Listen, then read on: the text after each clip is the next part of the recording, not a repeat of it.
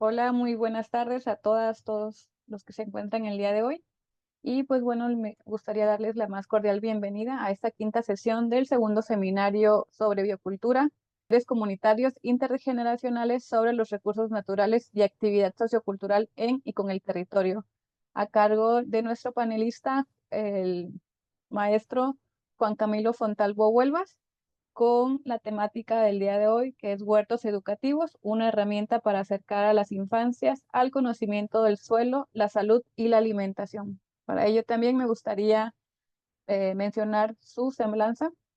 Él es maestro en gestión ambiental para la sustentabilidad y licenciado en biología por la Universidad Veracruzana, biólogo por la Universidad de Sucre y normalista superior por la institución educativa Escuela Normal Superior de Corozal.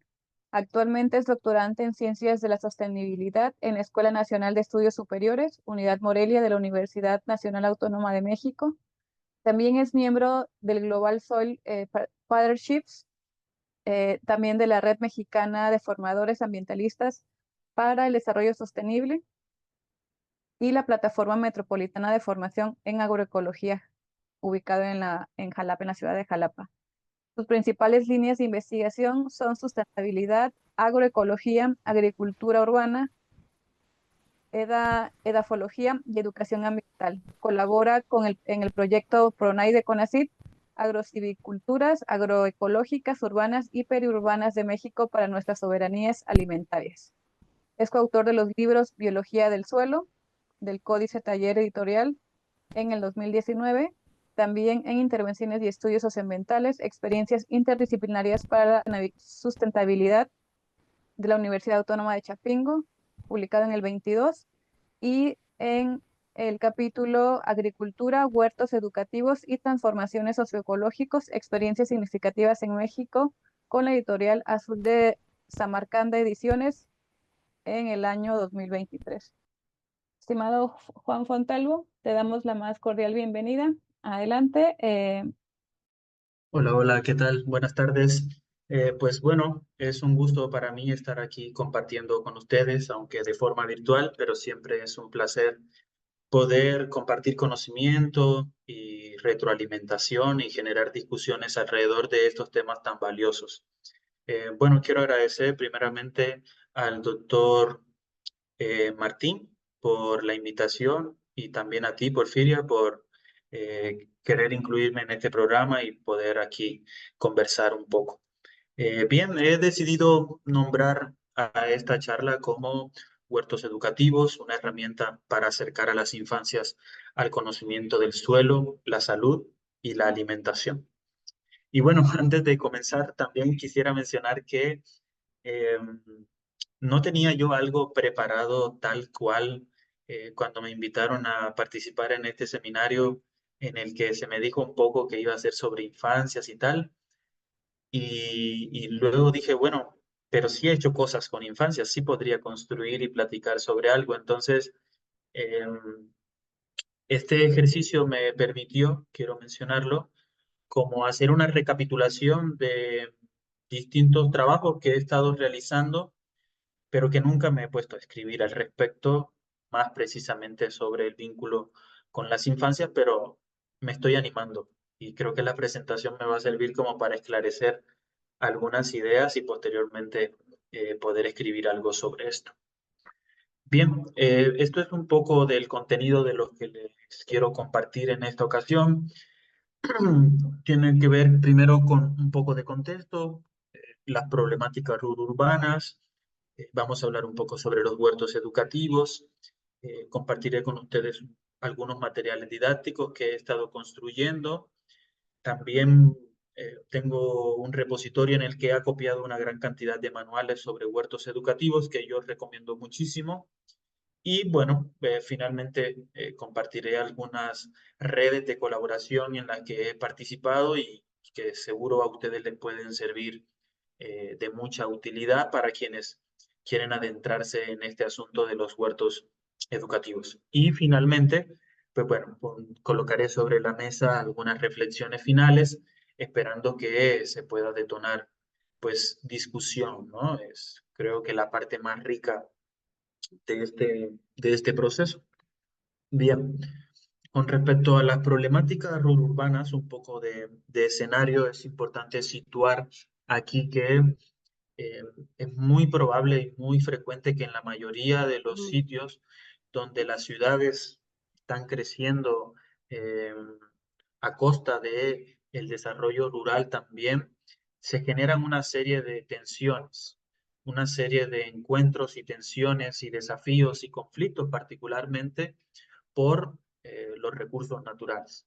En el medio de todo esto quedan las comunidades, comunidades urbanas y comunidades rurales, cada una con distintos imaginarios, con distintos cosmovisiones, con distintas ideas de desarrollo, con distintas bioculturalidades asociadas. En ese contexto es importante mencionar que desde que se han venido implementando y posicionando estas políticas neoliberales que han propiciado en gran medida la acentuación de un modelo económico capitalista hegemónico en el que se hace un uso desmedido y ocurre una gran cantidad de procesos de extractivismos de los recursos naturales, se han generado una gran cantidad de tensiones entre lo que es el campo y la ciudad. Vamos a estar platicando sobre estos dos escenarios porque posteriormente vamos a hablar de huertos educativos en contextos rurales, pero también de huertos educativos en contextos urbanos. Entonces, por eso sitúo esta serie de problemáticas de inicio, problemáticas que podríamos llamar socioecológicas, eh, en las cuales se ve marcadamente, no están unas completamente dichas para un ámbito y unas para el otro, sino que en muchos casos estas se combinan y por los procesos de urbanización o de la expansión de las ciudades, estamos viendo que la combinación de estos problemas ya han traspasado la frontera tanto de lo rural como de lo urbano. Dentro de los grandes problemas que existen en la actualidad es la monopolización de nuestros sistemas alimentarios. Ese es uno de los grandes problemas actuales que conectan tanto al campo como a las ciudades. La monopolización agroindustrial tiene que ver con eh, el monopolio sobre las semillas, el acaparamiento de las semillas, el mejoramiento mediante tecnologías y procesos genéticos, el acaparamiento y el uso desmedido de plaguicidas y agrotóxicos, la expansión de los monocultivos en gran medida y en contra de la agrobiodiversidad y el empobrecimiento del campo. Esto está trayendo consigo una gran cantidad de problemas. Está visualizado en las zonas rurales eh, cómo las comunidades se están enfermando a medida que están implementando gran cantidad de agrotóxicos. Está habiendo una erosión de los suelos, se está perdiendo la fertilidad de los suelos y estos están produciendo biomasa. Ya no están produciendo alimentos nutritivos, están produciendo biomasa, alimentos que no aportan mucho a nuestra nutrición y a nuestra salud. Esto está ocurriendo a la par en la medida que se envían estos alimentos a las ciudades, donde quienes los estamos recibiendo no nos estamos alimentando, no nos estamos nutriendo. Este sistema agroindustrial que ha homogenizado la dieta, se han perdido muchas dietas tradicionales y muchos alimentos de las propiciados y más históricamente producidos por las comunidades indígenas. Ya ahora se han homogenizado las dietas a través de los supermercados, donde se venden todos en una misma línea alimentos ultraprocesados que están generando más bien malnutrición y obesidad. Entonces, ese es un poco el escenario y el contexto si solamente tomamos en cuenta lo que está provocando la monopolización de nuestros sistemas agroalimentarios. Y bueno, como parte de estos procesos, en el campo están ocurriendo cosas bastante complejas, que como lo es la desagrarización. Ya el campo no está produciendo alimentos, está ocurriendo que hay una gran migración de las comunidades rurales en busca de nuevas oportunidades. Ya los suelos no producen como antes, entonces se están abandonando las actividades agrícolas. Hay un nulo relevo generacional. Los chicos, los jóvenes rurales están buscando más bien migrar al norte, a sembrar en otros territorios y para enviar remesas y para poder mejorar su calidad de vida y construir otros tipos de actividades productivas, pero ya no más el campo, porque no está siendo redituable para muchas comunidades campesinas tradicionales. Está ocurriendo en gran medida también que las inmobiliarias urbanas están invadiendo cada vez más las zonas rurales, haciendo cambio de uso de suelo, promoviendo la renta y despojo de tierras o la renta para expansión de monocultivos. Con esto está ocurriendo en gran medida lo que es la erosión de saberes. Se están perdiendo una gran cantidad de prácticas y saberes tradicionales asociados al cultivo de alimentos. Prácticas tradicionales como el barbecho, como el acolchado, como la asociación de cultivo, como los rituales para pedirle permiso a la tierra para cultivar, el agradecimiento por las cosechas, la solicitud de lluvias, todos estos rituales, a medida que los jóvenes y las infancias se desencuentran o ya no tienen un arraigo por la tierra, se están perdiendo muchos de estos saberes tradicionales que se venían pasando de generación en generación. Y bueno, del otro lado tenemos a las comunidades citadinas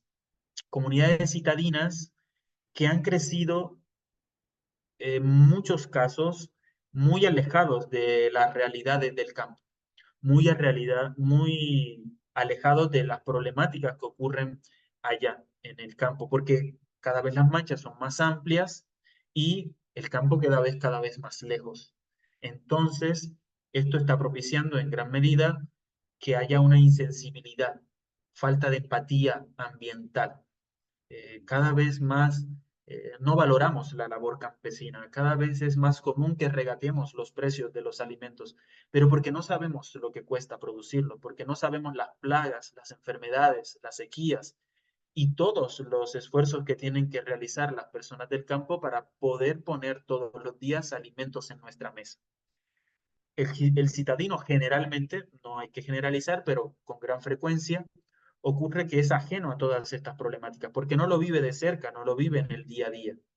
Y bueno, esto, esto está provocando que cada vez más haya una desvinculación de los citadinos con las realidades del campo. A la par que crece la ciudad y que se expande la mancha urbana, muchos de los suelos fértiles, suelos agrícolas, están siendo sellados por el cemento, están siendo sellados por el pavimento y esto, bueno, está provocando problemas graves también en las ciudades, como inundaciones y la pérdida de suelo fértil para cultivar. Ya cada vez estamos perdiendo más suelo por erosión, por sellado, por contaminación, entre muchos otros factores que están asociados a los procesos urbanos. Muchas veces ocurre también que cuando las personas son despojadas de sus tierras en el ámbito rural y tienen que pasar a las comunidades, a los sitios urbanos, se encuentran con que la ciudad es hostil, con que la ciudad está envuelta en un caos de violencia, que la ciudad no perdona, que la ciudad es un espacio en el cual te expulsas si no compaginas con sus ideales de desarrollo también. Y se visualiza también que hay unas enormes desigualdades, ¿no?, entre las comunidades que viven en las ciudades. Por un lado, colonias muy ricas que acaparan una gran cantidad de recursos y áreas verdes, y por otro lado, colonias vulnerables, hacinadas, con pocas áreas verdes y espacios para cultivar. Entonces, este es el escenario y el contexto en el cual viven la mayoría de las ciudades mexicanas y de Latinoamérica, si no es en gran medida con mucha desigualdad. con mucha inequidad social y con una gran cantidad de problemas socioecológicos que están eh, posicionados. Y bueno, no lo quisiera mencionar, pero también es necesario, indispensable, porque así está ocurriendo el asunto de cómo las violencias por los conflictos del territorio, por las minerías, por el narcotráfico, están propiciando también mucha migración rural. Muchas personas están dejando el campo por la violencia que está generando este tipo de fenómenos sociales. Entonces, es un poco como para ponerlo aquí sobre la mesa. Seguro hay muchos más problemas y tensiones entre el campo y la ciudad, entre lo urbano y lo rural, pero lo cierto es que en ambos lados se come. En ambos lados, día a día, hay que alimentar 3 veces el estómago, ¿no? Sin embargo, las dietas en ambos lados históricamente han sido diferentes, pero ahorita pareciera que se han homogenizado un poco gracias a estos procesos de la agroindustria, ¿no? Con muchas cadenas comerciales que ya van invadiendo todo el territorio y ya casi se come lo mismo y en muchos casos a costa de la salud de las personas. Bien, un poco para profundizar en este tema, me gustaría que pudieran leer en alguna ocasión este texto de Gramo que menciona, que se titula Hacia una ruralidad fragmentada, la desagrarización del campo mexicano, donde menciona cómo desde la revolución industrial se fue marcando esta gran brecha de separación entre lo rural y lo urbano, y cómo luego en los últimos 30 años la inclusión masiva de las tecnologías de la informática y la comunicación han ido cambiando tanto las prácticas agrícolas del campo como los medios de vida y las formas de vida de las personas que viven en las zonas rurales. Esto un poco para visualizar cómo se ha ido deteriorando las formas, las costumbres asociadas al campo y también su influencia por la expansión de las zonas eh, urbanas. Eh, Huber menciona en gran parte cómo ha ocurrido que, dada la crisis del campo por el uso excesivo de agroquímicos y la monopolización y la expansión de los monocultivos por grandes empresas, ha ocurrido que las familias rurales ya no se dedican a la agricultura en gran medida. Han tenido que diversificar sus actividades. Muchas de ellas ya están asociadas a la ciudad para poder generar ingresos y sobrevivir a estas crisis agrícolas que se están viviendo en los últimos años. Entonces, los usos, las costumbres han ido cambiando de la vida rural a una vida cada vez más urbana. Y son las nuevas ruralidades que están ocurriendo. Ya no se cultivan en el campo, ya cada vez se importa más los alimentos que consumimos. Entonces, esta es una gran preocupación que se viene mencionando desde hace ya un tiempo. Y bueno, en el contexto de la educación, porque vamos a hablar un poco acerca de huertos educativos, históricamente también ha habido una brecha muy marcada entre lo que es la escuela rural y la escuela urbana. Y hay unas paradojas bastante impresionantes en este caso.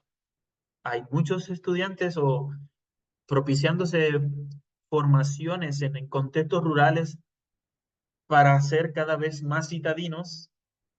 Y en las escuelas urbanas propiamente se está generando procesos pedagógicos en los cuales no se quiere parecer para nada a las comunidades rurales. Es como que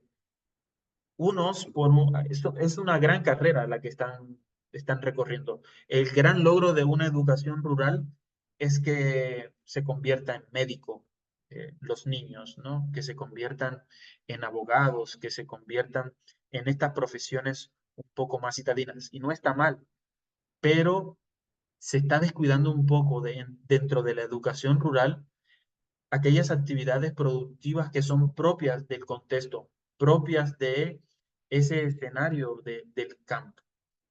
Y en las zonas urbanas está ocurriendo que en muchos casos está más impulsando el individualismo, la competencia y antivalores que no generan una vida armoniosa y de bienestar.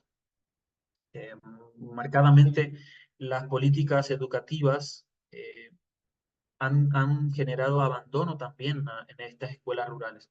No llegan los profesores, no llegan los materiales, la infraestructura es precaria. Hay una brecha bien marcada de acceso, permanencia y calidad en la educación rural, si se compara un poco con la urbana. Hay desencuentros, hay diferencias y bueno, también no se podría romantizar una y otra. Hay casos exitosos de escuelas rurales donde también se han propiciado procesos pedagógicos bastante interesantes, bastante arraigados al territorio, donde sí hay una contextualización con el currículo y con las especificidades tradicionales que están y los saberes locales situados que están en esos contextos. Y bueno, también está ocurriendo que algo que era muy común antes, esos procesos emancipadores en los cuales participaban las familias junto con los profesores, las profesoras, para desarrollar procesos pedagógicos amenos, cada vez se están perdiendo, cada vez ya no están ocurriendo, cosa que en las zonas urbanas son casi nulos, que la vida citadina acelerada permita que las madres o padres de familias se involucren en los procesos formativos. Es muy difícil por los estilos de vida que se viven en las ciudades. Les invito a que puedan leer un poquito de este texto de, de Rivera y Vergara sobre la escuela rural frente a la expansión urbana, algunos conflictos y oportunidades. Es un texto reciente de 2021, donde se mencionan justamente los asuntos de desigualdad, de falta de articulación curricular con el territorio, pero sobre todo de estos desencuentros con lo comunitario, algo que era muy, pero muy común y palpable hace unos años, donde la educación estaba fuertemente mediada por los sabedores y las sabedoras, por las personas mayores y mayoras de las comunidades rurales y que ahora se han desentendido bastante y muchísimo de los procesos formativos. Bien, esta imagen, esta plantilla es un poco para regresar a visualizar la problemática de expansión de la mancha urbana. Este es el ejemplo de la Ciudad de México, cómo ha crecido la mancha urbana, la que se ve en naranja, desde 1900 y su proyección hasta 2030. Eh, Como ustedes podrán ver, cada vez el núcleo, el centro, es cada vez más lejano de las zonas rurales. Cada vez la mancha urbana está propiciando que ocurran cada vez menos áreas verdes dentro de la ciudad. La expansión de la ciudad a costa de los recursos naturales, del medio natural. Y esto está propiciando la constructo de sujetos que cada vez son más ajenos a las problemáticas rurales, como lo había mencionado un poco antes. Una vida más citadina nos aleja un montón de las realidades rurales. Una vida más citadina nos aleja de cómo se producen nuestros alimentos. Cada vez es menos probable que la gente se pregunte de dónde vino la papa que consumí esta mañana, de dónde vienen las manzanas que consumo para el desayuno, de dónde vienen los mangos que estoy consumiendo en este jugo. Los citadinos casi no se lo preguntan. ¿Por qué? Porque están desentendidos, porque tienen otras preocupaciones, porque están en un contexto de vida acelerada que no les permite vivir en calma y reflexionar sobre estas cosas que son trascendentales. Quizás un poco durante la pandemia, si nos empezamos a preguntar de dónde vienen los alimentos o si hubo bloqueos o ya no hay traslados de ciertas cosas, ya no se está viendo tales alimentos. Pero, pero sí, esto ocurre por los fenómenos sociales que ocurren en las zonas rurales y urbanas están marcadamente distintos eh, por estas brechas que se han ido acrecentando en los últimos tiempos. Bien, sin embargo, aún a pesar de esos procesos de urbanización, se podría decir que en las zonas urbanas hay pequeños oasis, hay pequeñas luces de esperanza. Este es el caso que les voy a contar porque es el que más cercano he estado, de un mapeo de la agricultura urbana en Jalapa, Veracruz, en la capital del estado de Veracruz, aquí en el centro eh, del Golfo. Y estos que están aquí son huertos, huertos de distintos tipos. Los azules son huertos caseros, los vinotintos son huertos educativos, los verdes son huertos comunitarios o vecinales, y los naranja o amarillos son otros tipos de huertos. Huertos gubernamentales, huertos en asociaciones civiles, huertos en restaurantes, en spas, en distintos espacios están ocurriendo aquí en la ciudad. Pues el año pasado mapeamos 162 huertos, mapeo voluntario. La gente se registró así voluntariamente, un mapeo colaborativo para identificar en el territorio, en la zona metropolitana de Jalapa, dónde se encontraban estas iniciativas. Especialmente porque aquí en Jalapa, donde estoy haciendo mi investigación doctoral, hay grandes bondades con respecto a la agricultura urbana. Hay una red de agricultura urbana y periurbana, hay una red de huertos escolares y comunitarios, y hay una red de huertos universitarios de la Universidad Veracruzana. Entonces, estos huertos conviven en este espacio, pero muchos de ellos no se conocen entre sí. Entonces, propiciamos este mapeo posibilitando y buscando que hayan articulaciones, que se conozcan, que hayan intercambios.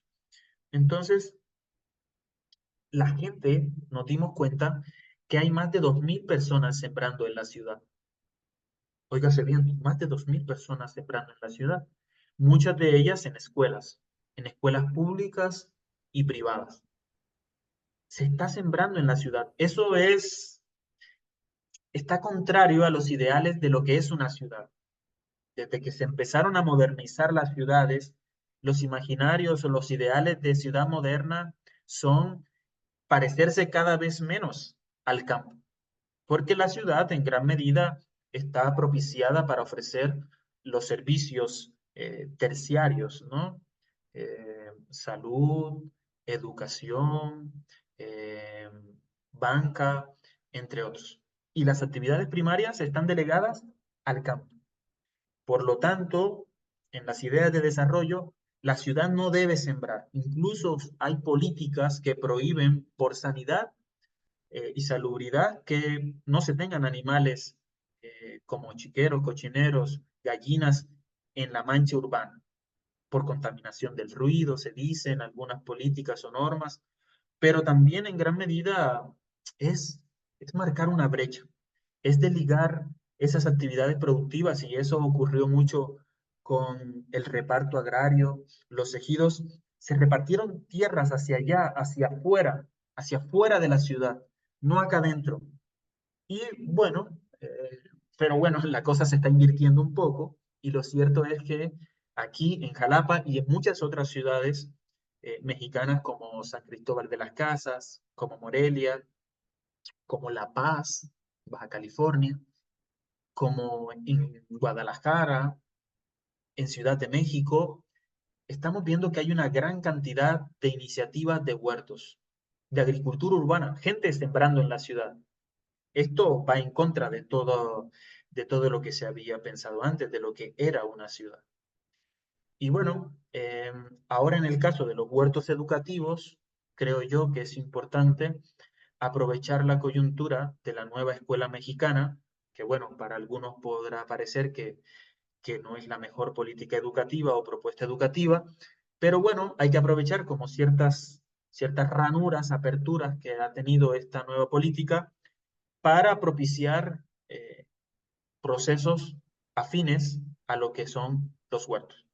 La nueva escuela mexicana, con sus ejes articuladores y campos formativos, propicia ahora que no se trabaje de forma monodisciplinar, sino que se trabaje a través de proyectos interdisciplinarios. El huerto puede ser un gran proyecto en el que se pueden combinar eh, la aproximación al saber hacer, al saber ser, el saber convivir y el saber sentir de muchos campos disciplinarios. Y especialmente este nuevo enfoque de la Escuela Nueva Mexicana está propiciada o está dirigida hacia la solución de problemas contextuales. Problemas que ya hemos mencionado antes: inseguridad alimentaria, abandono del campo, eh, uso excesivo de agroquímicos, malnutrición, obesidad, falta de cohesión social. Una gran cantidad de problemas están ocurriendo en el territorio urbano y rural, y los huertos educativos, bueno, aquí los podemos presentar como una propuesta pedagógica, bueno, no sé si decir innovadora, porque pues no es algo nuevo, es algo que ya se ha venido trabajando con mucho, con mucho esmero, pero sí interesante para poder solucionar o al menos reflexionar y abordar los problemas socioecológicos que están ocurriendo en el territorio. Y bueno, varios de los ejes articuladores tienen que ver con pensamiento crítico, saberes y pensamiento científico. Y bueno, sabemos que los huertos tienen el potencial didáctico de poder desarrollar el pensamiento crítico. Y eso es algo sobre lo cual hay que hacer mucho, pero muchísimo énfasis en la actualidad. Una educación crítica que no ayude a memorizar, sino más bien a ser propositivos, a ser capaces de cuestionar. Hacia allá debe tender un poco la educación, pero también a propiciar lo que es la igualdad de género, a incluir los saberes tradicionales y toda esta interculturalidad, a propiciar una vida saludable, armónica y en bienestar, no solo con otras personas, sino también con el medio natural. Y bueno, en gran medida creemos nosotros que el huerto puede favorecer aspectos tanto comunitarios como desde lo humano, del ser, del trabajo colectivo, de los valores de, y de muchas acciones proambientales. Entonces, este es un texto que escribieron algunos colegas en una edición del Jarocho Cuántico, un suplemento de la Jornada Veracruz, en octubre del año pasado, donde también ahí estuvimos colaborando para producir esta edición, que está bastante interesante, muy resumidos estos artículos de divulgación y que pueden dar luz a quienes quieren, a quienes son docentes y quieren trabajar este tipo de temas. Bien, en este afán de poder vincular los huertos en los espacios educativos, primero hay que saber el potencial didáctico de los huertos. Para poder usar una herramienta es necesario que nosotros como docentes estemos convencidos del potencial que tiene. Que sepamos que, por ejemplo, este espacio es multifuncional, es flexible, tiene una orientación sistémica, tiene una esencialidad comunicativa, evoca, siempre está propiciando que curiosees. Y eso es gran parte de lo que se ha perdido en las infancias citadinas y las actuales. Esa capacidad de ser curiosos con su entorno. La capacidad, ojalá como adultos, cada vez lo perdemos más, la capacidad de ser curiosos con nuestro medio, de preguntarnos por qué estos bichos tienen 6 patas y estos tienen 8 y estos tienen 4, ¿no? ¿Por qué? ¿Por qué los polinizadores? ¿Cómo se produce un fruto? ¿Cómo es que ese bichito va de un lado a otro y promueve la polinización? Esas preguntas tan sencillas que cada vez en el ámbito urbano la hemos perdido por la desconexión con el medio natural, es importante volverlas a retomar. Y los huertos, estos espacios, estas aulas vivas, estos laboratorios vivos, sirven en gran medida para eso, para promover la interacción sensorial. El huerto invita a oler, a tocar, a probar, a consumir los alimentos que ahí se producen, a maravillarse con los bichos que ahí aparecen. Entonces, es sumamente valioso que los profesores primero sepan la herramienta que tienen en sus manos, para que a partir de ahí puedan propiciar las planificaciones didácticas más acordes al contexto en el cual están insertados y ver qué problemáticas hay ahí y que se puedan trabajar desde el huerto y desde otras herramientas también. Entonces, eh, en el contexto de la Escuela Nueva Mexicana, el huerto puede ser un aula para salir del aula cuadrada convencional, puede ser un aula abierta, puede ser un laboratorio para experimentar. Si conocemos estos atributos, estaremos convencidos y podemos ligarlo con las competencias teóricas, heurísticas y axiológicas que demandan los lineamientos educativos actuales, pero sobre todo en lo que hay que incidir es en las habilidades de pensamiento crítico, literal, inferencial y crítico. Llegar a ese nivel de no solo memorizar, no solo comprender, sino saber explicar y saber cuestionar a partir de lo que vemos en nuestro entorno. Y bueno, los huertos se pueden trabajar a través de distintas estrategias metodológicas como el aprendizaje basado en problemas, el aprendizaje basado en proyectos, el aprendizaje basado en servicio. Y bueno, ya está y lo pueden buscar. Está el aprendizaje basado en el jardín o el aprendizaje basado en el huerto. Es una estrategia metodológica en el que se pone el huerto en el centro como un detonador de ambientes de aprendizaje idóneos para generar aprendizajes significativos y para la vida, justamente. Bien, en este escenario había mencionado en el título que los huertos pueden ayudarnos a, a que las infancias puedan conocer el suelo. El suelo es uno de los recursos ecosistémicos más valiosos que tenemos. Es el soporte de la vida. Los ecosistemas naturales se soportan, están arraigados al suelo. El suelo es la vida, el suelo es lo que nos da nuestros alimentos. Sin el suelo, el 95% de los alimentos se producen en el suelo. De ahí la importancia del suelo. Y bueno, más del 60% de los suelos del mundo están degradados. Entonces, creo que poco somos conscientes de la necesidad de cuidar nuestros suelos y del mundo que está bajo nuestros pies.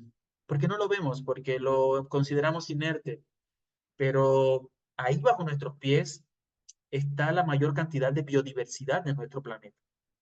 Eh, Ahí está. La mayor biodiversidad de nuestro planeta no está en el aire, ni en los ecosistemas terrestres, ni en el agua. Está bajo nuestros pies. Es la fauna edáfica, es la fauna del suelo. Una gran cantidad de virus, bacterias, algas, nemátodos, insectos viven bajo nuestros pies y son los que propician el reciclaje de la materia orgánica para tener suelo fértil y que nuestras plantas, hortalizas, frutales y demás medicinales, aromáticas, condimenticias, puedan nutrirse, crecer, desarrollarse y ser nutritivas. No sabemos mucho del suelo. Es un mundo desconocido. Y el huerto puede servir para acercar a las infancias. Si las infancias están desconectadas del medio natural, del suelo, ni se imaginen, muchísimo más. Le tienen fobia muchos a las lombrices, incluso. ¿Por qué? Porque, porque da asco, ¿no? Porque, ay, ¿no? Porque no queremos ensuciarnos las manos, porque así nos ha ido acostumbrando y moldeando la vida citadina. Pero bueno, nosotros hemos propiciado que a partir del huerto, del compostaje, de trabajar la tierra con los niños, con las infancias, podamos un poco inducirlos a descubrir lo que está bajo nuestros pies y sobre todo reconocer la importancia que tiene este medio, el suelo, para la vida en la tierra. Es el sostén. Bueno, como parte de estos procesos y de lo que les voy a estar contando de aquí en adelante, tienen que ver con un huerto en particular en el que yo he estado trabajando los últimos años, desde que vine a México, desde 2018, y es el huerto agroecológico de la Facultad de Biología de la Universidad Veracruzana, un huerto universitario. Y bueno, ese espacio ha sido como un nodo articulador con distintos huertos escolares, caseros, comunitarios en la ciudad, en el estado y en otras partes del país y fuera también. Y bueno, como parte de esos procesos de extensión universitaria y de responsabilidad social, hemos contribuido y colaborado con el huerto de un telebachillerato en Tepatlán, Veracruz, Tantoyucan, al norte del estado de Veracruz, con el director de esa escuela, el profesor Héctor García Azuara, y hemos ahí documentado con él cómo el huerto ha servido en un medio rural donde el imaginario es migrar, cumplir los 18 para ir, pasar la frontera e ir a trabajar a Estados Unidos, donde hay poca motivación para seguir en la escuela y apoyar a las labores del campo. El huerto ha servido para que los estudiantes puedan terminar su escuela. Eso ya es favorable. La eficiencia terminal se ha mejorado a partir de la inclusión del huerto en el telebachillerato. Ha motivado porque ha roto con la forma tradicional de enseñanza, pero además ha inducido a que los estudiantes opten por cursar licenciaturas asociadas al campo, biología, agronomía, docencia, entre otras. Entonces, este es un caso de cómo el huerto puede contribuir a motivar a los estudiantes y a propiciar que se incluyan en las labores del campo, justo en un contexto donde hay abandono y nulo relevo generacional. Y eso es en el campo. Y en el caso de la ciudad, a partir de este huerto universitario, donde propiciamos recorridos con infancias y los ponemos a que por primera vez conozcan la semilla de la lechuga, la semilla de la zanahoria, para que conozcan a lo que sabe una planta de insulina, para que conozcan la flor de, qué sé yo, de los rábanos. Es un mundo para ellos. Les encanta venir a los niños a tener recorridos en el huerto, poder probar, curiosear, se aprecian estas imágenes, cómo se divierten, cómo intercambian saberes y demás. Y bueno, lo que hemos estado propiciando, dado que en las zonas urbanas es muy común que las comunidades, las infancias, no quieran consumir frutas y verduras, odian las verduras por la forma como se les prepara, porque la dieta ha sido más industrializada, en fin, por distintas múltiples razones, hemos estado promoviendo la difusión a través de redes sociales y en distintos medios de infografías con estudiantes de servicio social, de nutrición, de gastronomía, de la misma biología, para que se haya mayor difusión con recetas incluso más saludables sobre este asunto que es las verduras y las frutas y verduras y sobre todo de temporadas, a partir del huerto también. Se dice por ahí que si lo cultivas, más ganas te dan de comerlo. Así ocurre también para las infancias. A medida que se involucran en la producción de alimentos, tienen más ganas de poder alimentarse de estos alimentos. Y bien, ya para ir finalizando y cerrando, quiero compartir con ustedes algunos materiales didácticos que han sido útiles para que los profesores puedan incluir el huerto en sus prácticas pedagógicas cotidianas. Estos tres folletos e historietas hacen parte de unos concursos en los que he participado para la FAO, para el Día Mundial del Suelo, justamente, que es el 5 de diciembre. Y bueno, son materiales, ¿no?, que nos invitan a que las infancias puedan ser conscientes sobre la salinización del suelo por prácticas inadecuadas de manejo. Este primer folleto está en español, en inglés y próximamente va a estar en alemán. Los otros dos están en inglés y español, y estos dos últimos son como parte de una serie, están concatenados. La primera es la historia de Tlale, que significa tierra en náhuatl, y que cuenta, ¿no?, cómo unos niños se preguntan en la escuela, ¿de dónde vienen los alimentos? Del súper, dicen la mayoría de ellos. Del campo, de la tienda, del supermercado, del restaurante, ¿de dónde viene la comida? Y bueno, finalmente se dan cuenta que los alimentos vienen del suelo. Y bueno, esta última historieta, que es una continuación, pero ahora es con un compañerito de Tlale, es el protagonista, cuentan cómo la importancia de mantener el suelo sano y el agua limpia con prácticas en el huerto, en la escuela. está también bastante interesante y están disponibles, las pueden consultar en internet con sus nombres. Para finalizar, también quiero compartir algunos manuales que pueden ser de utilidad en esta gran tarea de poder articular el huerto con la escuela y con los problemas locales. Este Sembremos Ciencia y Conciencia, un manual de huertos escolares para docentes, es un trabajo de Gelda Morales, Candelaria, Marieli y Bruce Ferguson de Ecosur, de San Cristóbal de las Casas, que trae una gran cantidad de actividades fabulosas para poder propiciar eh, el trabajo en el huerto. Este manual también está muy interesante. El huerto escolar nos enseña a comer, y crear y manejar un huerto escolar, un manual para profesores, padres y comunidades, justamente para propiciar eso que les había mencionado que se ha perdido, el vínculo escuela-comunidad en las zonas rurales y en las zonas urbanas, ni se diga. Todos estos manuales están disponibles en este enlace que aparece aquí debajo, es un acervo del huerto agroecológico de la Facultad de Biología, donde los he ido yo acopiando para que estén disponibles y de acceso libre para las personas que los quieran eh, trabajar. Estos son otros materiales didácticos, planeador de sesiones de docencia del huerto agroecológico, manual de prácticas escolares del huerto agroecológico.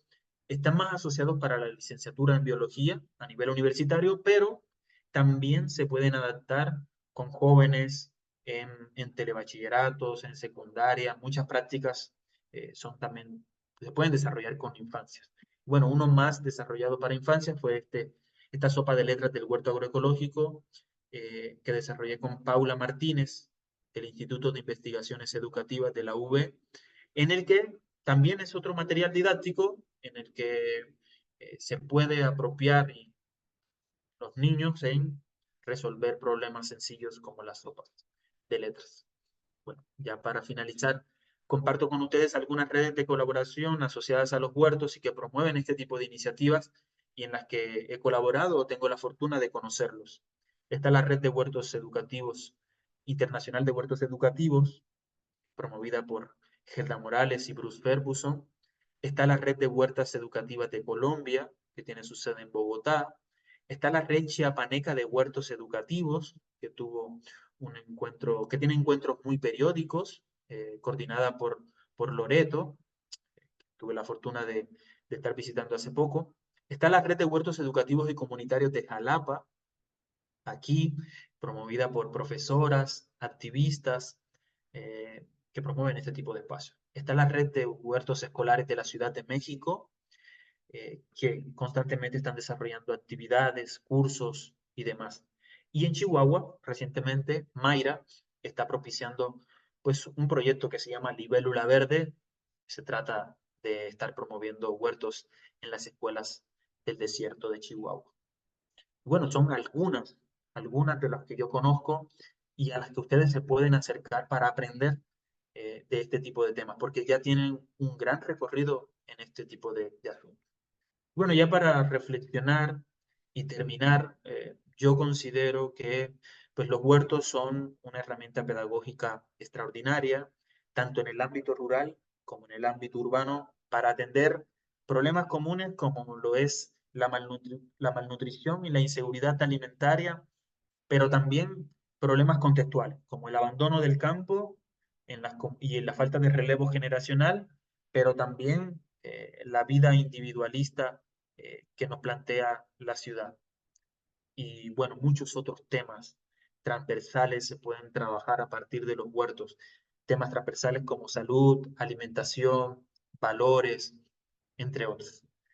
Cultivar en la escuela es un acto revolucionario, es muy difícil y va en contracorriente de las políticas educativas en muchas ocasiones, pero cuando hay coyunturas importantes como la nueva escuela mexicana y otros tipos de políticas más locales donde se promueven los huertos, hay que aprovecharlas para poder articular. Esto debe hacerse, bueno, con una buena planificación didáctica y siempre en colaboración con las comunidades para tratar de volver a establecer esos vínculos comunitarios.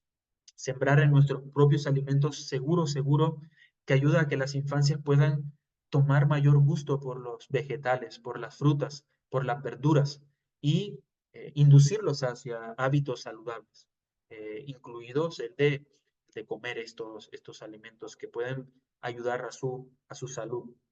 Los huertos son una herramienta idónea para revalorar la labor campesina.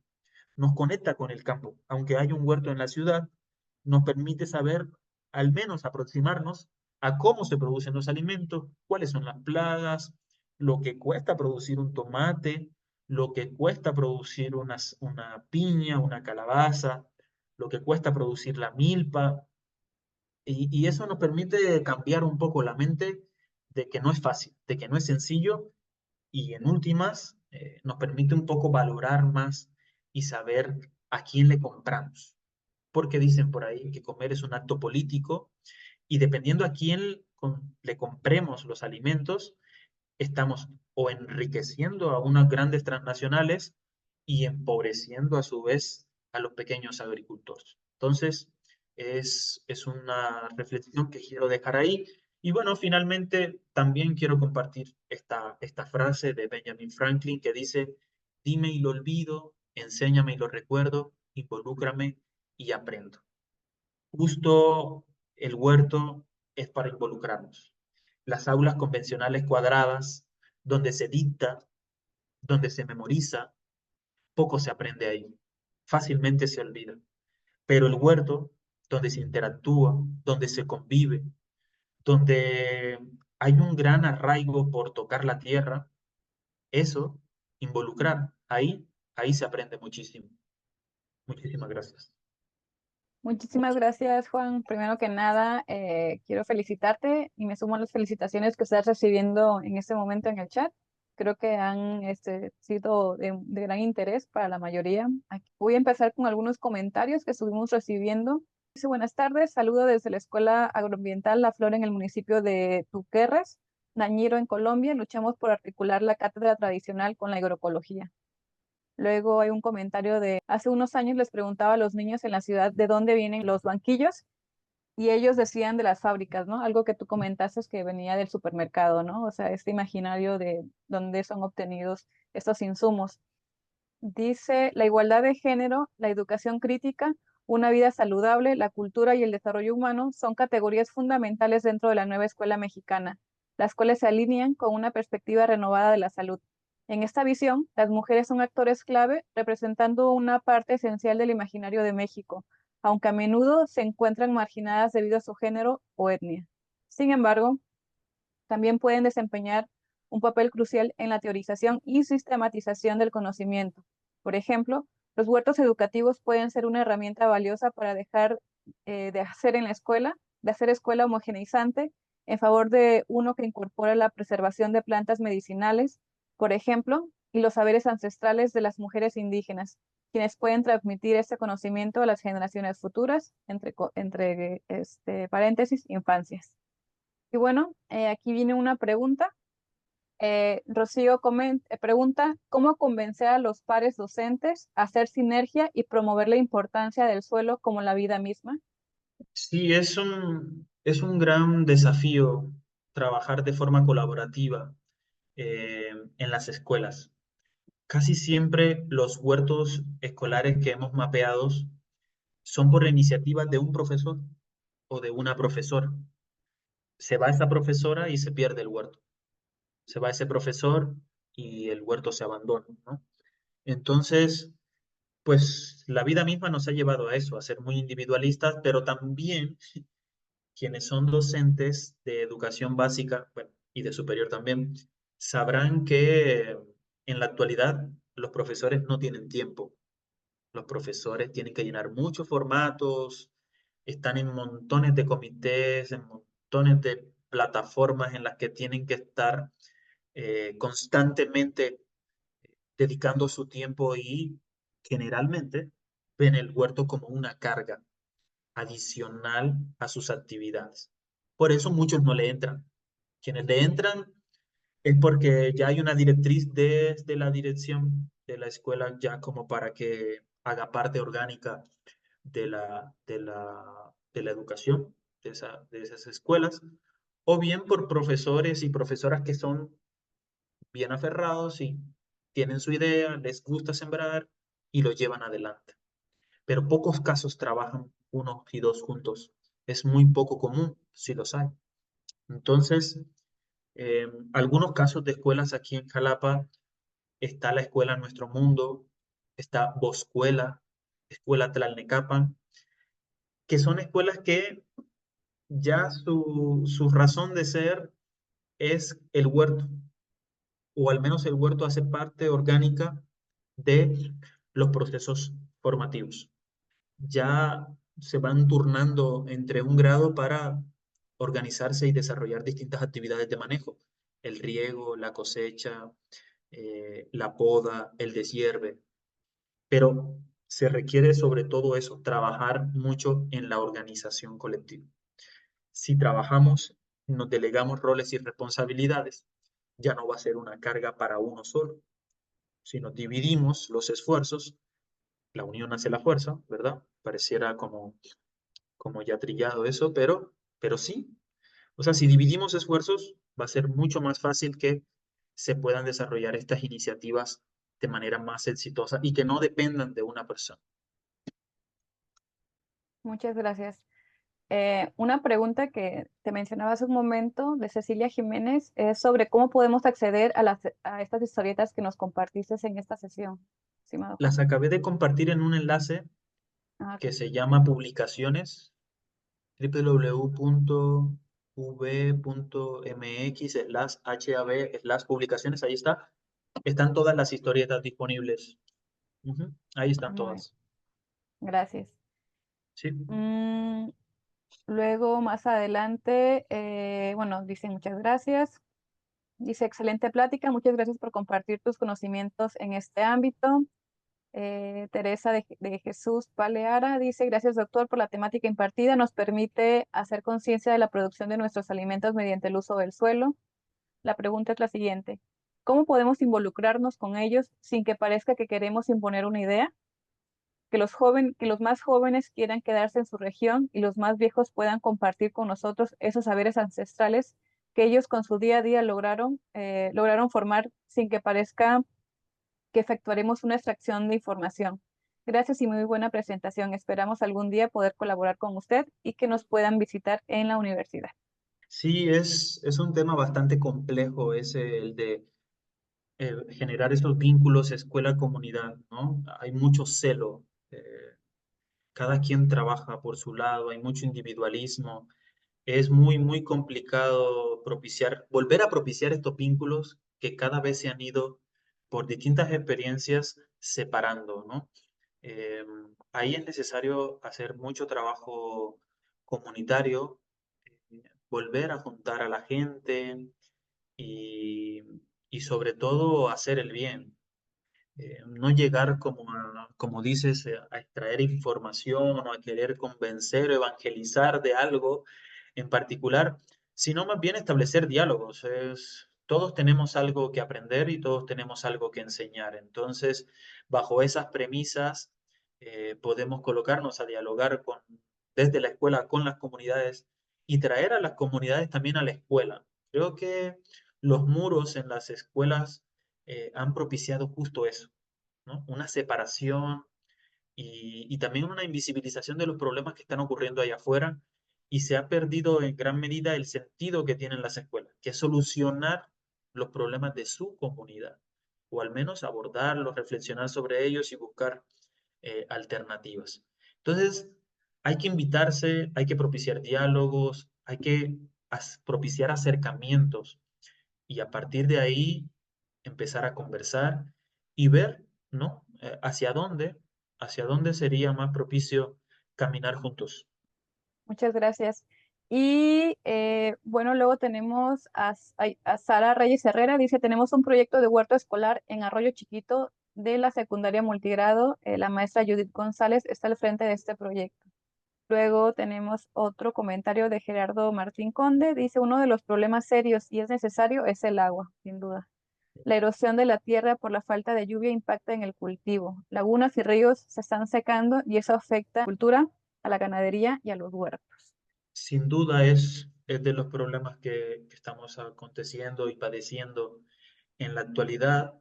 Por eso es necesario que nos hagamos cada vez más conscientes de cómo la forma de producir predominante de la agroindustria, a través de la cual se extraen o se utilizan gran cantidad de agua, o incluso las formas en las que estas empresas están utilizando el agua en gran medida para contaminar y devolverla contaminada a nuestros ríos, es importante que podamos ser críticos ante esas cosas. En el huerto también se pueden trabajar prácticas agroecológicas y ecotecnias como la captación de agua de lluvia.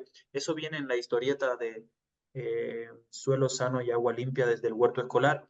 Algunas ecotecnias que se pueden utilizar para valorar más el recurso hídrico. Baños secos, por ejemplo, en las escuelas, lagos de biorremediación, lagunas de biorremediación, estanques de biorremediación, eh, acolchado del suelo para evitar que se evapotranspire el agua, captación de agua de lluvia y otras gran cantidad de ecotecnias que se pueden hacer para ya propiciar soluciones técnicas ante este grande problema como lo es la sequía. Y bueno, antes de que sigan los comentarios, me gustaría ahí mencionar esa parte del agua, ¿no? Por ejemplo, acá en Baja California, en Mexicali, en eso del 2017-2018, empezó un movimiento ciudadano, Mexicali Resiste, justo contra Constellation Brands, ¿no? Que quería apoderarse del río Colorado en esta parte. Y bueno, no se dio la ciudadanía, pero pues ya Constellation Brands se mudó a Veracruz, lamentablemente, ¿no? Entonces una situación ahí también de la estructura de poder económica, ¿no? Quien tiene más dinero puede solventar este tipo de comentarte, ¿no? Se ven muy viables los huertos en comunidades rurales. Mi familia materna es de una comunidad rural en Veracruz y ese tipo de actividades son parte de cada día, ¿no? Es decir, fomentar el cultivo en estas zonas. ¿Cómo fomentar este tipo de huertos en ciudades con altas temperaturas? ¿Es viable?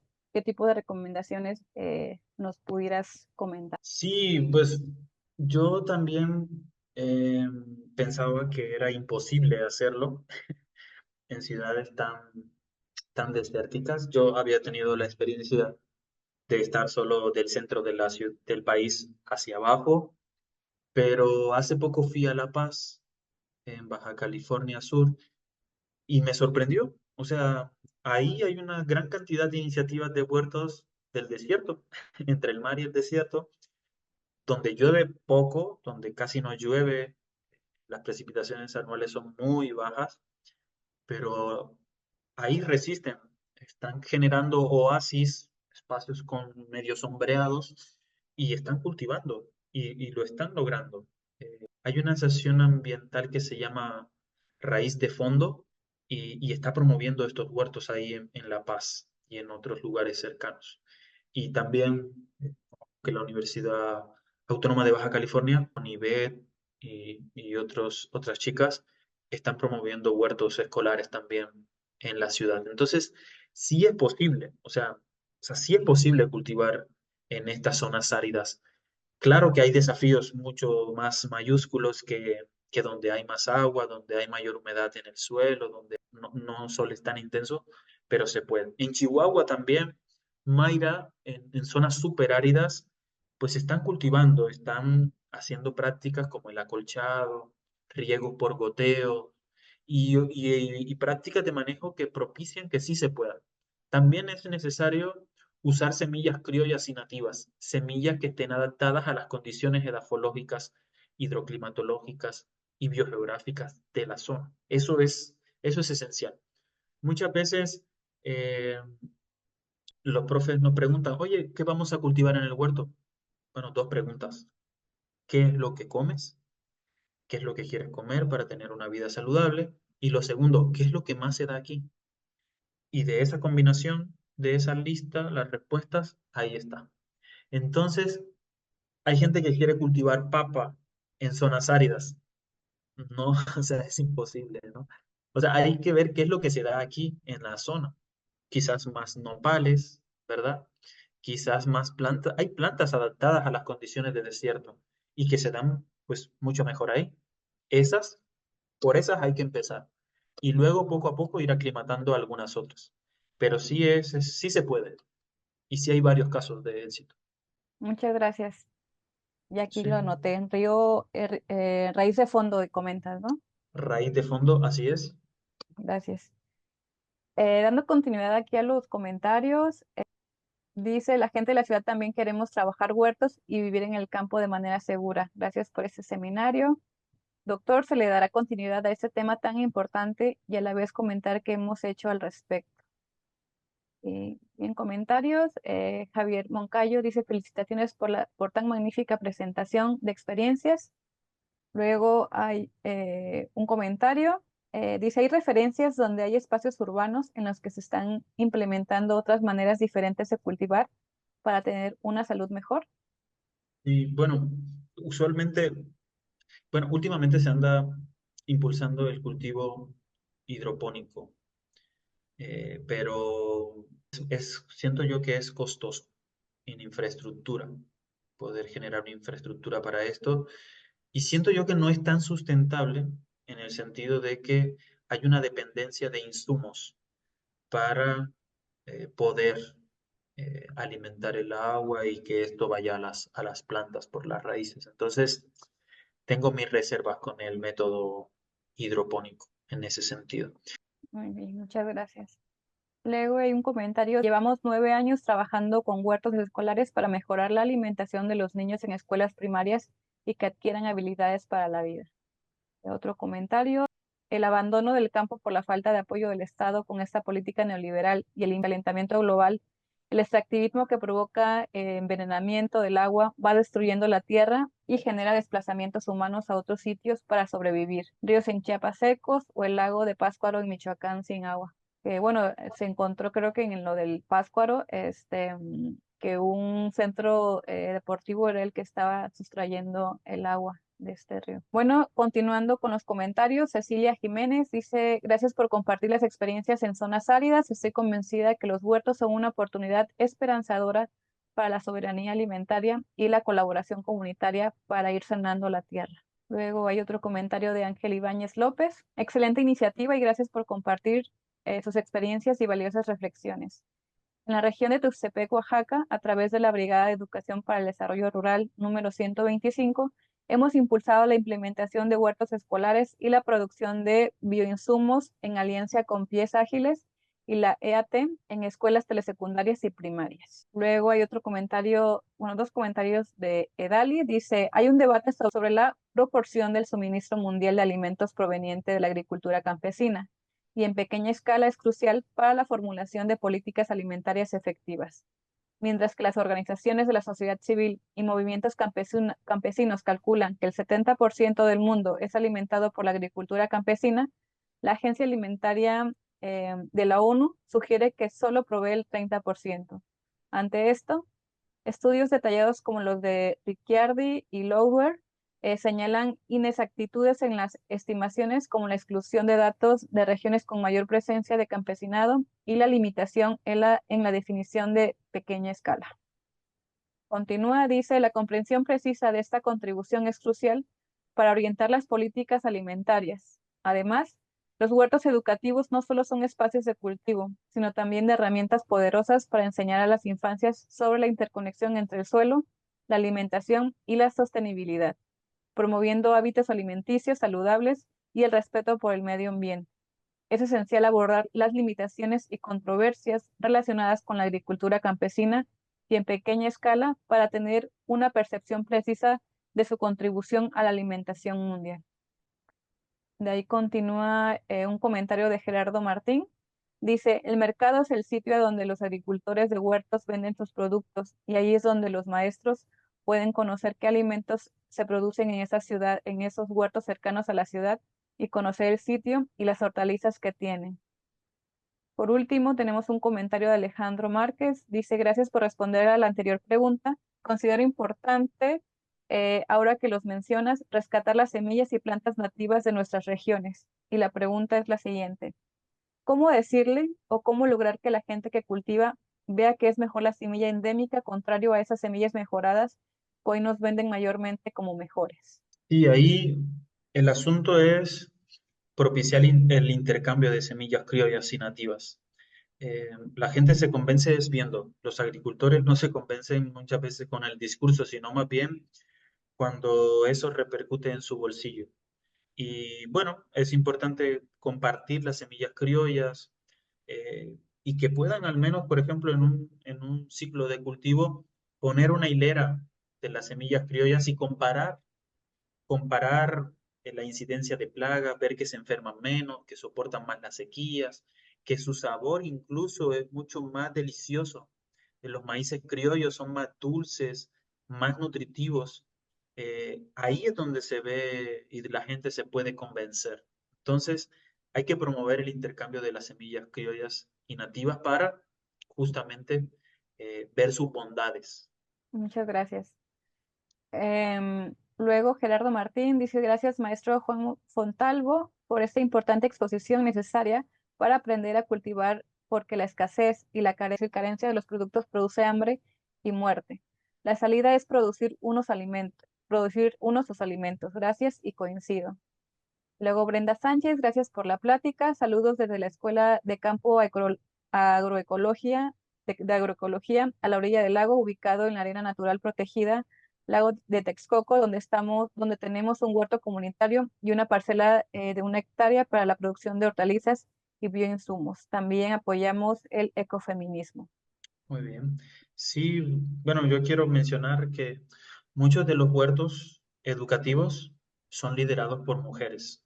En el caso de la red de huertos escolares y comunitarios de Jalapa, es sostenido por mujeres y ya se ha publicado al respecto en este libro que se llama Agroecología en Femenino. Es un libro muy valioso donde se comenta cómo las mujeres sostienen una gran cantidad de iniciativas de agroecología en Latinoamérica. Algunas aquí en Jalapa, otras en San Cristóbal de las Casas y en muchos otros espacios. Hay que revalorar la labor de las mujeres campesinas también, quienes son cuidadoras de las semillas, saben cómo tratar algunas plagas y tienen un rol muy valioso dentro de la producción de alimentos, muchas veces que es invisibilizado también. Muchas gracias, Juan. Amanda comenta, ¿quién podemos pedir un estudio de tierra? Ya que en mi zona son terrenos de temporal y no llueve. Se pierden muchas cosechas. Pueblo Nuevo, Villa del Carbón, Estado de México. Hoy, bueno, yo desconozco por ahí en esa zona alguna agencia que haga, algún laboratorio de suelos que haga este tipo de estudios, pero bueno, acercarse a la universidad podría ser una buena opción también. Muchas gracias. Y tenemos otro comentario de Alejandro Márquez. Y respecto a lo que comentan sobre los megaproyectos extractivistas, mineros y de muerte, así llamados en mi región, con una buena organización y presencia de los pueblos originarios y del pueblo mestizo, se puede lograr frenar esas concesiones que buscan apartados de nuestro territorio. Juntos podemos lograr la defensa de nuestro territorio. Si aquí se logró, todos podemos. Gracias. Fue mi última participación, comenta. Y bueno, Gerardo Pérez ahí respondió la pregunta de Amanda, dice la UMX, Universidad Autónoma del Estado de México, para estudios de suelo. Luego está Ramsés, bueno, continuando con lo de los estudios, dice o bien en ICAMEC. Y luego tenemos un comentario de Ramsés, dice, durante muchos años en Chiapas trabajamos en proyectos de huertos escolares, básicamente rurales. Estos se enfrentaban muchos problemas como los expuestos hoy, pero había uno que era casi una paradoja. Los estudiantes no querían participar en esas actividades porque eran las mismas que hacían de manera cotidiana en las parcelas, huertos o patios familiares. Por supuesto, cuando se reproduce lo mismo, puede resultar aburrido y poco innovador o atractivo para los estudiantes. En cambio, cuando en el huerto escolar se comienzan a hacer prácticas de manejo agroecológicas, por ejemplo, esto puede resultar mucho más interesante para los estudiantes porque incluso lo ven como una forma de poder enseñarle a sus padres algunas prácticas distintas, ¿no? Entonces, tiene que ver un poco con la forma como se desarrolla el huerto en la escuela y las prácticas de manejo que allí se desarrollan.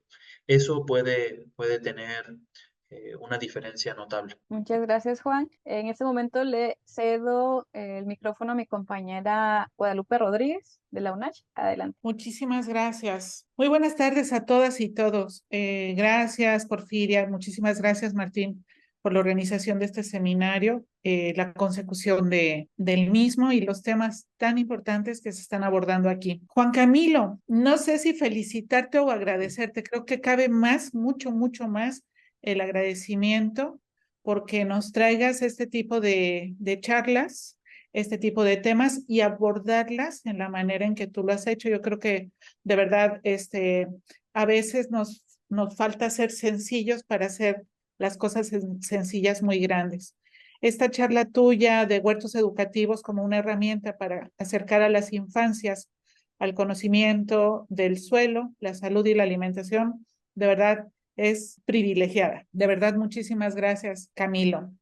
Fíjate, yo quisiera, a modo de ir aterrizando y cerrando la sesión del día de hoy, me gustaría compartir algunas de las anotaciones que hice desde lo que tú nos compartes. Cuando tú nos hablas y destacas justamente este tema de los riesgos que suceden hoy en día cuando lo que tenemos y lo que privilegia la agricultura en el mundo son monocultivos, justamente, ¿no? Cuando tú arrancaste la charla y cuando tú nos decías justamente cómo los alimentos y las dietas hoy en día en parte importante del mundo, de verdad, son homogéneas. Comemos lo mismo, o sea, no importa si estás en Brasil, si estás en Argentina, si estás en Colombia, si estás en Veracruz, si estás en Chiapas, si estás, comemos lo mismo, ¿no? Pero comemos lo mismo los centros urbanos. Yo creo que eso es muy, muy importante porque en los centros urbanos tenemos esta tendencia a seguir una forma de vida globalizada, lo que nos muestra la televisión, las películas, las series,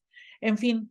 Entonces tenemos esta búsqueda como humanos somos así, y nos gusta parecernos al de enfrente, ¿no? No sé si es una cuestión racional o intuitiva, no lo sé. Cuando tú nos hablas, Camilo, de esta erosión, a mí me parece muy importante cuando nos marcas que la erosión no solo es del suelo, es decir, cuando erosionamos un suelo, dejamos de producir alimentos o productos locales, vegetales y animales, no solamente vegetales, pero se nos van reduciendo los recursos genéticos locales, animales y vegetales. Realmente cuando erosionamos un suelo, cuando se produce la erosión del suelo, la verdad es que lo que terminamos haciendo es que erosionamos la biocultura, es decir, las diferentes formas de vida, pero también las tradiciones, los saberes, las costumbres de cómo aprovechamos justamente lo que se produce o se producía en ese suelo que ahora hemos erosionado por estos monocultivos, etcétera. Es muy impactante qué tan rápido se puede erosionar una cultura. Podríamos pensar que no, que lleva muchos años, pero no, la verdad es que es muy, muy, muy, muy rápida la forma en que podemos cambiar un suelo. Igualmente rápida es la forma de cambiar una cultura. Por tanto, la historia y las tradiciones de los pueblos. Cuando digo pueblos, no me refiero a pueblos rurales, hablo en general. Pueblos urbanos, pueblos rurales, me refiero pues en términos generales. Pero pues sí, pareciera, lo decías tú en tu exposición, pareciera que quisiéramos parecernos más al de enfrente. Entonces estamos homogenizando, globalizando el mundo en muchos sentidos, no solamente en cuanto a lo que comemos, sino a cómo vestimos, a nuestros rituales de trabajo, nuestras maneras de ser o de hacer la vida. Yo quiero hacer un recordatorio a quienes nos toquen, a mí me toca, pero yo quiero hacernos un recordatorio en relación a que somos las personas urbanas quienes somos los grandes consumidores del mundo. Somos dependientes totales de los productores de alimentos, o sea, nosotros solo consumimos, no producimos. Estamos en manos de quienes producen, llámese el empresario productor monocultivo o llámense esa gran mayoría de productores en el mundo que son las unidades de producción familiar. Pero nosotros exigimos que ellos nos entreguen alimentos frescos, de calidad, bonitos. No sé si nos preocupamos mucho de los sabores, tú lo marcaste también, pero nosotros somos los grandes consumidores y no caemos en cuenta y no somos agradecidos ni reconocemos el trabajo de esa gente que genera los alimentos, que, insisto, la gran mayoría de ellos lo hace desde una unidad de producción familiar en todo el mundo, ¿eh? Este es un tema de todo el mundo. Nos mencionabas tú estos problemas socioecológicos presentes. Tú dijiste en algunas ciudades, yo digo en casi todas las ciudades del mundo. Yo creo que el 2% de las ciudades en el mundo no lo tendrán. Esas ciudades privilegiadas que son totalmente primer mundo, no lo sé, pero técnicamente todas las ciudades del mundo tenemos estos problemas socioecológicos que tú nos marcabas, que a su vez determinan la pobreza extrema o estos extremos en la población, los ricos muy ricos y los pobres muy pobres, temas de inseguridad, generan delincuencia y aquí tenemos otro punto muy, muy importante que también tocaste, la movilidad de la población, esa situación migracional que tal vez si abriéramos todas las fronteras del mundo, cambiaríamos los esquemas y algunos de los problemas derivados justamente de la movilidad de la población. Me encantó cuando nos mostraste este análisis comparativo entre la escuela rural y la escuela urbana, ¿sí? Donde tú nos decías, ¿no? Hay muchas formas donde se reflejan, al interior. Desde este análisis entre nuestras escuelas rurales y nuestras escuelas urbanas, se reflejan otra vez estos problemas socioecológicos que mencionamos antes. Es decir, en chiquito, en otra escala, pero también los vamos viendo justamente en nuestras escuelas urbanas y o rurales.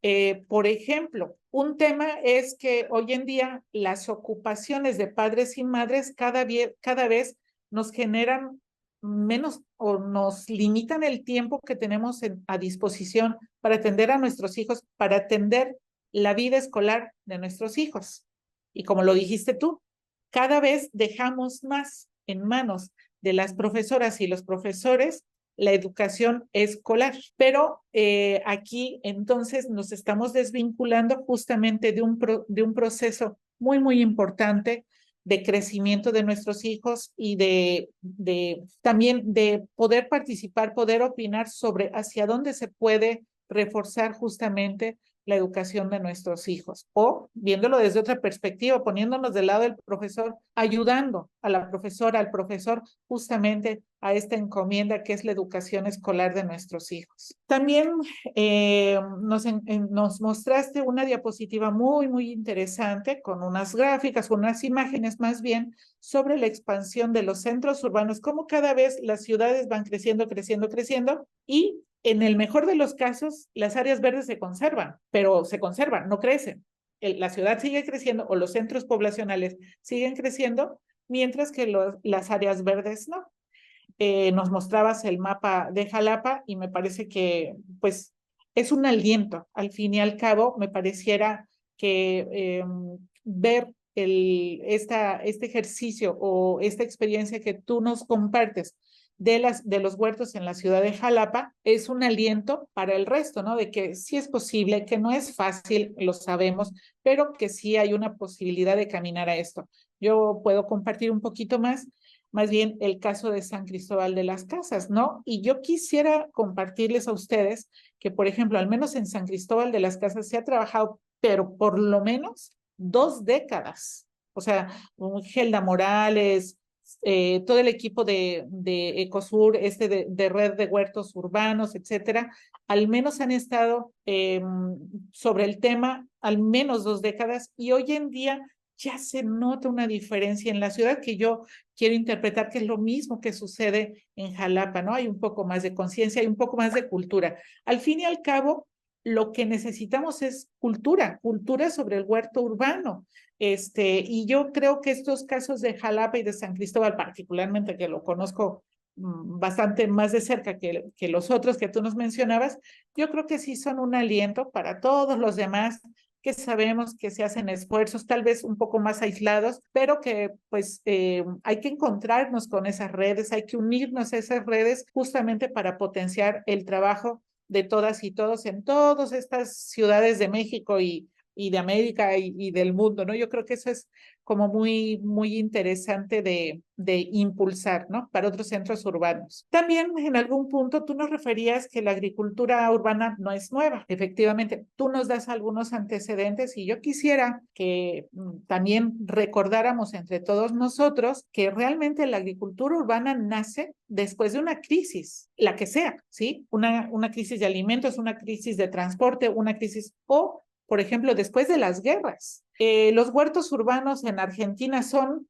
pero de verdad ya una cosa bastante establecida, pero justamente ahí surgen a partir de una crisis económica terrible, terrible, donde la gente pues no tenía recursos, ¿no?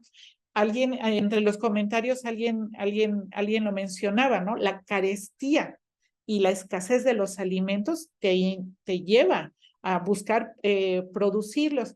Entonces, cuando tenemos estas crisis, las personas, los seres humanos por naturaleza, buscamos 20 centímetros cuadrados de tierra y ahí intentamos sembrar una cebolla, un rábano, no lo sé. Son justamente después de estas crisis cuando las gentes de las ciudades o de los centros urbanos se queda o cuando tiene esta escasez de alimentos y entonces ante la necesidad promueve producir en estos pequeños espacios de tierra los que se dispongan y los que no se abren, ¿no? Y se aprovecha la experiencia de gente que en otro tiempo fue campesina o que tiene alguna idea, pero también la gente que no lo ha sido se anima a probar, experimentar, equivocarse, a echar a perder, pero también aprender y luego a cosechar sus alimentos. Y tú lo mencionaste, una de las satisfacciones más grandes para las personas es cortar una fruta, cosechar un huevo de su gallinero, es decir, que tú puedas producir un jitomate, o sea, no pidas un kilo, pero ese jitomate que tú produces en tu patio sabe diferente y te alienta, de verdad que es así como un cariñito al corazón, decimos por acá en Chiapas. En algún punto de tu charla, Camilo, tú nos compartes cómo las intervenciones externas han modificado justamente toda esa riqueza biológica que tenemos en nuestras comunidades, en nuestros sitios, en nuestros espacios. Yo quiero compartirles, fíjense que por ahí en 2008, tal vez, tuvimos la posibilidad de ir a Santiago El Pinar. Es uno de los municipios, si no el más pequeño de Chiapas, sí es uno de los más pequeños. Hoy día apenas tiene 17 kilómetros cuadrados y anda más o menos en 5,000 habitantes hoy día. Fíjense que por aquellos tiempos, les estoy hablando del 2007, 2008, no recuerdo bien, llegamos por una encomienda de nuestra universidad para apoyar al municipio, era de reciente creación y entonces ¿en qué podíamos apoyar? Y resulta que nos encontramos con la novedad de que estaban en campañas electorales. Yo no recuerdo si estaríamos por presidente de la República y gobernador. El caso es que algún partido político les llevó a todas las familias que, digo, si hoy en día son 5,000 habitantes, aquel tiempo eran poquito más allá de 3,000. ¿Cuántas familias? Pues bastante pocas. Y les llevó 2 lechoncitos de raza York, 2 cerdos bebés. Pero les dijeron, te vamos a traer este cerdo, es mejor, es fino, va a crecer muy grande, etcétera. La condición es que saques de tu patio, de tu traspatio, de tu solar, tus cerdos criollos. Y la comunidad indígena, por cierto, Tzotzil, sacó los cerditos criollos y puso sus 2 lechones de raza York que les habían llevado con esta campaña. Claro que para iniciar les llevaron un costalito de 5 kilos de alimento comercial para esos cerdos. Pues en 2 años, para no hacer largo el cuento, en 2 años este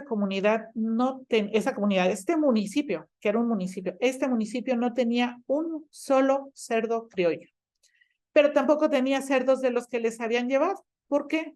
Porque estos cerdos introducidos no soportaron justamente las circunstancias de la comunidad o de no podían ir a comprar alimento cada semana para los cerdos, no podían llevar al veterinario para que le pusiera todo el cuadro. Es decir, este cerdo criollo que estaba súper adaptado y súper resistente se perdió ante un espejismo que fueron estos cerditos York, y en 2 años se había perdido totalmente la raza criolla en ese municipio. Anécdota, pero es algo que nosotros hemos visto de cómo a veces las participaciones externas, en lugar de ser un apoyo, pues vienen en detrimento justamente de los recursos naturales, de los recursos zoogenéticos, de los recursos vegetales de nuestros territorios, de nuestros pueblos originarios. Muy bien. En tu exposición me fascinó, me encantó que tocas, es decir, hablamos, este tema es del huerto, del huerto como una herramienta con las infancias. Sin embargo, en tu exposición tú tocas de forma transversal conceptos importantes como lo es la biocultura, saberes tradicionales, bienestar de las comunidades, soberanía alimentaria, género, pensamiento crítico. De verdad, Camilo, muchísimas gracias por tener este enfoque totalmente integral, holístico, para podernos compartir toda tu experiencia en relación a los huertos urbanos escolares. Nos regresas después al huerto educativo como una herramienta valiosa, como una opción de un laboratorio vivo, no solo para producir alimentos, no solo para enseñar a niños de ciudad a producir alimentos, sino que para las infancias se puedan acercar a otros seres vivos. Me estoy refiriendo a la tierra misma, tú lo dijiste, ¿no? A las lombrices, que nos quitemos ese miedo, esa náusea de agarrar una lombriz, que la toquemos con respeto y con naturaleza total. Me refiero también a las plantas, a los insectos, incluso a estos microorganismos. Lo marcaste perfectamente. Es uno de los espacios con muchísima mayor riqueza en el mundo entero, ¿no? Pero también hay que contemplar la fauna silvestre y la fauna doméstica. Yo creo que este enfoque holístico que tú le das nos tiene que conducir a ver de una forma mucho más grande, mucho más magnífica a lo que es el trabajo de estar en contacto con la tierra, tocar la tierra, que los grandes y los niños podamos tocar la tierra, nos hace diferentes. Tocar, es decir, ensuciarnos, pero tener ese contacto con esa materia viva a nosotros nos hace diferentes. Jugar con la tierra nos hace mejores personas. Trabajar junto con la tierra nos engrandece como sociedad. No es solamente un tema de producir alimentos. Producir alimentos es la cerecita del pastel, pero es muy, muy grande lo que nos permite, pues, estar en contacto con la tierra. Saber lo que cuesta cosechar, tú lo dijiste. Fíjense, quien crea que cosechar una papa entera es fácil, hay que ir a los cultivos de papa, hay que agarrar una coa y hay que probar para ver después de cuántas papas rebanas, cuándo te salen las primeras papas enteras. Yo creo que de verdad la experiencia y el hecho de cosechar y cosechar bien los alimentos también es un tema de engrandecimiento para nuestros niños y especialmente para nosotros como adultos. Me encantó, Camilo, que mencionaras el tema de cómo a los más jóvenes hoy no les gusta comer verduras, ¿no? Pero pues es justamente la manera en que se las presentamos, la manera en que las compramos. Si compramos unas manzanas, a lo mejor yo estoy en Tuxtla Gutiérrez, Chiapas, y cada semana voy al supermercado y compro mis manzanas. A lo mejor estas manzanas vienen de Chile o vienen de Chihuahua en el mejor de los casos, ¿no? O vienen de Estados Unidos. ¿De dónde vienen las manzanas que comemos? no nos preguntamos nunca eso. ¿Cuánto tiempo tienen tratamiento para que no se ponga fea, no se arrugue, en fin? ¿Cuántas semanas tienen de cosechada o meses las manzanas que nos comemos?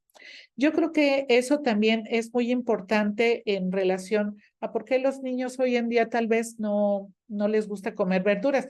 Es más fácil atraerlos con carbohidratos, pero quitando el tema de los carbohidratos, también tenemos una situación que nos conduce a revisar por qué la fruta o las verduras está muy bonita tal vez, pero tal vez el sabor es insípido. Es increíble, increíble de verdad. Si ustedes, yo los invito a que intenten sembrar rabanitos en casa, no importa que salgan chiquitos, no importa. Cuando ustedes tengan, no sé, un rábano del tamaño de una uva, por decirlo así, cosechen, saquen, laven y todo, hojas, raíz y el bulbo, háganlo en una ensalada. Es increíblemente rico el sabor de esos rabanitos, de esas hojas. Son sabores muy suaves, son sabores dulces, son productos con muchísima hidratación que jamás los vamos a encontrar en los mercados, pues justamente por el tema del tiempo que tienen de cosechados. De verdad, Camilo, muchísimas gracias por lo que nos compartes en esta ocasión. Sin duda, todos nosotros, todas las personas que estuvimos aquí hoy contigo, sacaremos mucho provecho de lo que hoy nos has compartido. Ha sido un privilegio escucharte, lo agradecemos y pues que pláticas como las tuyas se repitan mil en todas partes del mundo para que cambiemos también nuestra manera de ver los alimentos y que nos animemos a apoyar a que en las escuelas se desarrollen estos huertos urbanos que no solamente van para producir alimentos, sino para regresarnos a nuestra esencia, que es la tierra. Y finalmente, muchísimas gracias por todos los materiales que tú nos brindaste durante tu charla, también otra riqueza adicional. Muchísimas gracias, Camilo. Muchísimas gracias, Martín Plasencia, por organizar este seminario, por traer a gente tan interesante como Camilo. Muchísimas gracias a todos. Muchas gracias, Guadalupe. Un gusto poder escuchar su reseña también de la charla. Me halaga también mucho sus comentarios positivos y todas esas puntualizaciones que fue realizando.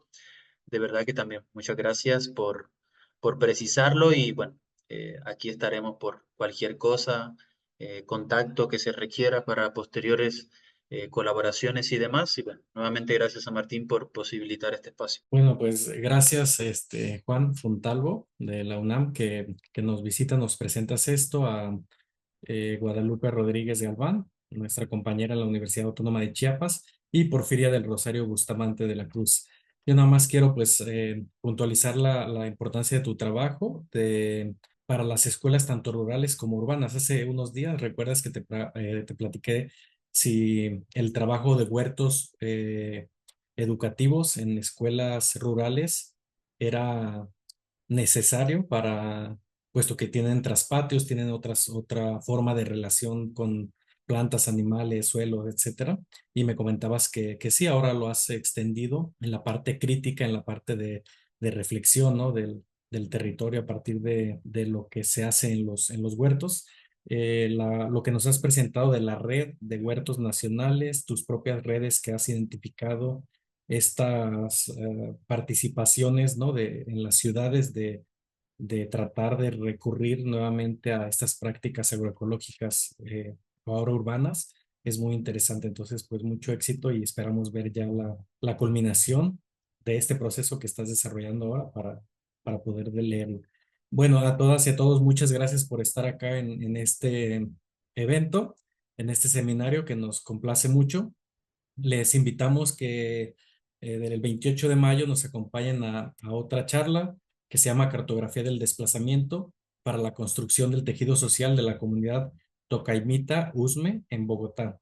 Entonces, bueno, va a ser cercano allá de tus paisanos, Juan, y bueno, vamos a continuar con este agradecimiento especial para todas las personas que han estado con nosotros. Juan, gracias por impulsarnos, Lupita y Porfiria también por alentarnos a continuar reflexionando y a las increíbles exposiciones que hicieron acá, que en sí mismas nos dan mucho que reflexionar. Pasen linda noche y que estén muy bien. Hasta pronto. Buenas noches, que descansen. Hasta luego. Gracias, buenas noches, hasta luego.